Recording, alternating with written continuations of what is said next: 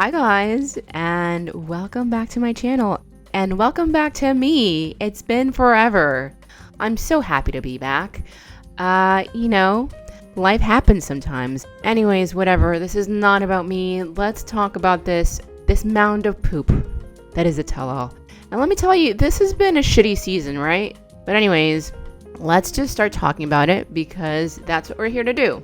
So it's arrival day, folks, and honestly, when I watched the previews for this hot garbage and saw this house that they were putting them all in, couples will spend this tell-all living together under one roof. Wow. I was like, man, they're sticking all these people in Jersey because that tacky architectural monstrosity can only be found in a few places close to the city.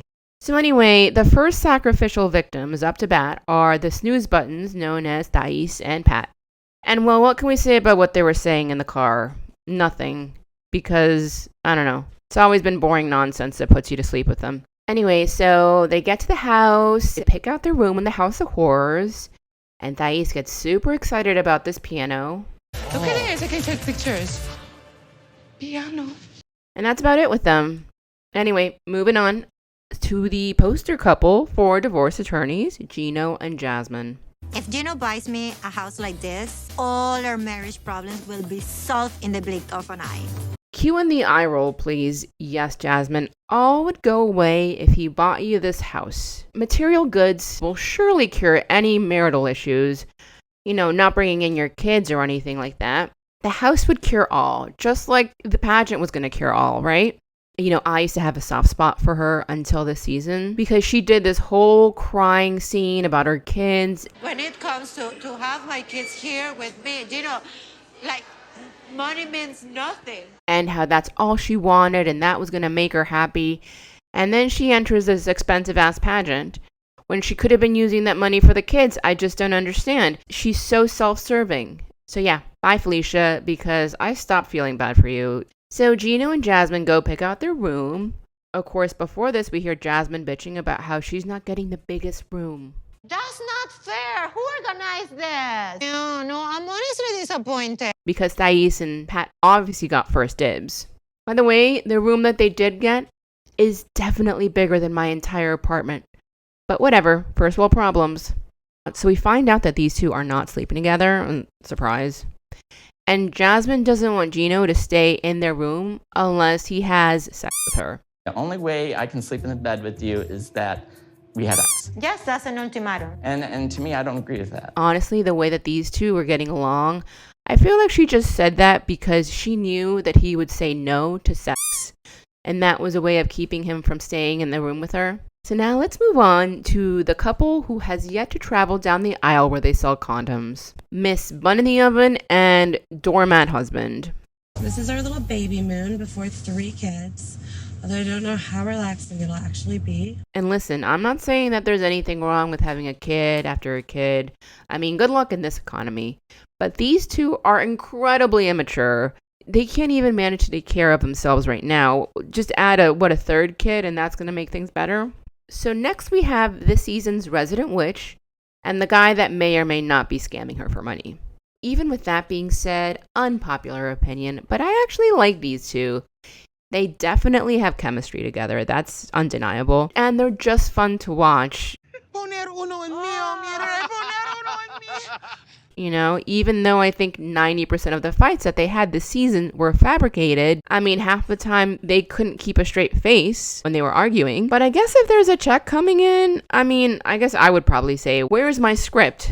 So this whole sticking everyone in a house, I'm digging it. I like seeing them all mingle together. It's cute. So while they're mingling, the boys get together for some boy talk. And of course they want the scoop on Gino's sex life because we're all wanting to find out what this turd is doing in the bedroom. I did not have a problem with sex in my past. But now the yelling and fighting gets to you? Well, no, I've never had this much yelling and fighting in my life. I mean, if my memory serves me correct, I remember he was having these bedroom issues from the first time that they met in Panama. And at that point, she wasn't screaming like a banshee looking for blood. So I need to take a minute because my dog Mango wants to tell you to like and subscribe. All right, let's get back to the show. So then Liz walks into the house, and it's so nice to see a genuine smile on her face. Happy to see her coming by herself. I know, she looks so happy. Yeah. She looks healthy. She looks happy. A little nervous. But I mean, I would be too. And good for you, Liz. I mean, him dumping you was honestly the best thing that could have happened to you, for sure. And of course, next to come in, Roland, is Big Egg. And he does his little theatrics. And honestly, Jasmine's face was my face when this was happening. This man can turn on the tears whenever needed. We've witnessed it before. And of course, he was going to do it here because he knows how he came across on television. So he's already rolling in the tears so he can play the victim card again. After that theatrical scene, we have these two messes pop in. And yes, they're together. Sort of, not really. I don't know. So next we have the human equivalent of melatonin walking in the door. Okay, let's move on before I fall asleep. So the gang's all there minus Angela and her captive. We've been waiting for Angela here. Not Coming tomorrow or what? More on that later. And the gang seems to be having a good old time. They're all laughing, enjoying each other's company. But y'all gotta go to sleep so you can give us a good tell-all in the morning. So it's tell-all day. Yay. And of course, who's already having issues at the butt crack of dawn? Jasmine and I, we got in an argument this morning. So I guess what happened was that Jasmine was changing clothes and he came into the room without her approval because she didn't want him to see her naked. I don't know. And it started that argument. And she's yelling and screaming at me at the top of her lungs. I don't know. This is another stupid argument with them. So what can we say? And side note, these two are adorable. And finally, we get to see the star of this season, Michael. Yay! How you doing, bro? I'm nice good. to meet you, Nice bro. to meet you. Oh. So the reason why they didn't make it to the house was because they had some crazy argument. I do appreciate how Michael is a gentleman about it, then says that it was a private issue between them. Was that because y'all were arguing? Sort of, but it's private, I understand. Yeah. And honestly, he could have spilled the beans and spun it to where he was the victim of the story, which I'm sure he was.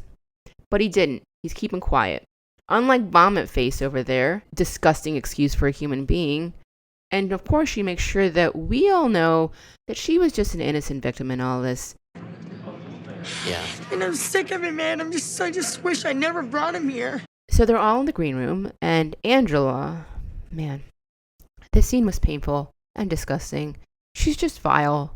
The way that she talks to him. Why are you sitting in here? Because Because why? Why are you sitting in here? because It's just it's painful to watch. I hope that this is the end of her with 90 Day Fiance. I can't take any more of this woman. None of us can take any more of this woman. Because you ain't gonna have time to make these people think I'm the bad one no more. of course no. You no, really not didn't really. say anything. Girl, you did this to yourself. No one's making you do this. No one's making you angry. You're the one who's lashing out and acting like a crazy person. So they're all summoned to the guillotine. Stage. And the first couple up to bat is Turd and Liz. And apparently the little nugget is now an altar boy at his church. I'm actually back at church. I help usher on every Sunday. He tells us that he's not dating, although Liz does clarify if he isn't dating, then why was he on a dating app a month after they broke up? Right? And his response is, It takes two to make a relationship. It takes two to break it, whether you would admit it or not. he always just says nonsense all the time. Anyway, so they start talking about the taco pasta debacle. I would like to say this fight started because the spiciness happened. She's a vegan. That dish was not vegan. And this deflecting POS turns it around and says it's Liz's fault, blah, blah, blah. You yelled at me. You thought bell peppers were jalapenos. Hey, shit for brains. We, the audience, and the cast know that you're the one who's a rancid, manipulative liar. That's a joke. What you just said was a total lie. What am I leaving You- out? And you're trying to manipulate your way out of this one. And even if Liz was acting a little crazy, no. I'm sure, I don't know. I don't like him. That's it, basically. I don't like him. We stop this deflecting onto Liz, though. I'm really not feeling it. All I hear you doing is projecting everything onto Liz. And thank you, Ashley, for doing Sean's job. I nominate you as the next tell-all host. You're great. He totally blames her for everything. No wonder she looked like a deflated balloon every season. So Liz's mom enters the chat. Yay, Mom! And of course, Rotten Egg can't help himself but spew vomit words out of his mouth. I did not say she had emotional problems. No. And I just don't think Mama Liz would say something like that. I mean, I don't know her, but I don't think she would do that. But you know, Ed tries to lie himself out of anything. Hey. You think it's okay for a woman to tell a man, which is not true, that you have a small penis? Definitely not. Now that, I think, is not a lie. And boy, is he butthurt by that comment, so much so that he keeps nailing himself to a cross with it. In spite of all this madness, you know, Liz has a new man. And it's serious. Yay, I think? Wait a minute. It's only been 6 months since you broke up from your fiance. Shouldn't you wait, Liz, you know, to heal yourself and be alone and be okay with yourself? We've only been together for 4 months. We are moving in a couple months. Great, you're moving in together in a few months? Surely this isn't going too fast. Nope. Not at all. This is a sign of a real healthy relationship. Honestly, what do I know? I don't. Good luck, Liz. So it was nice to see that this Jason guy is a supportive man, and I did love him giving Ed the verbal hell. Jason, listen to me, man to man. I don't know about man to man, but go ahead, talk. How are you different from Ed? Physically or which? But could that be a red flag? The way that he's talking to him? Is he just another deeply immature man? Will he at some point talk to Liz that way? Hopefully he's just being a macho dude at the moment and that's it. And I hope this isn't how he acts normally, because we don't need another one of these. Anyway, so we leave these two former lovebirds with some choice words from Liz's mom. I do not wish you any ill will, but I'm telling you, you're going to purgatory hell unless you change. So next we have Gino and Jasmine. And honestly, I think they really should have inserted one of the boring couples after Liz and Egg. You know, to space out the ones that brought the drama with the ones that put us in a sleep coma. So according to Jasmine, she feels like nothing in this country. And on top of that, Gino puts in the minimal effort when it comes to taking her to the gym or taking her to a driving test. It's all about what Gino wants. Even the small things like my schedule, at what time I'm gonna go to the gym. And honestly, Gino, what was the point of quitting your job? Did he even quit his job? Maybe he got fired. I mean, if you're just gonna sit on the sofa and pretend to do immigration paperwork for 8 months, I mean, come on. So then they brush on the topic of getting her paperwork done. You know, the paperwork that he didn't want to submit because they're having marital problems. No, I'm not going to continue the green card process if our relationship is falling apart rapidly. Then you shouldn't have brought her over here. And I agree with Ashley. I think that Gino is just a slime bag, honestly. So Gino's family, Michelle and Dana, are brought out. And I must say it was very interesting because they were both on Jasmine's side. Jasmine is, you know, she does communicate well. Why are you shaking your head no, Gino? Yeah, I don't. Which says a lot. When your own flesh and blood, well, one of them's flesh and blood, when they pick your spouse's side, that basically means that you're most likely in the wrong on this.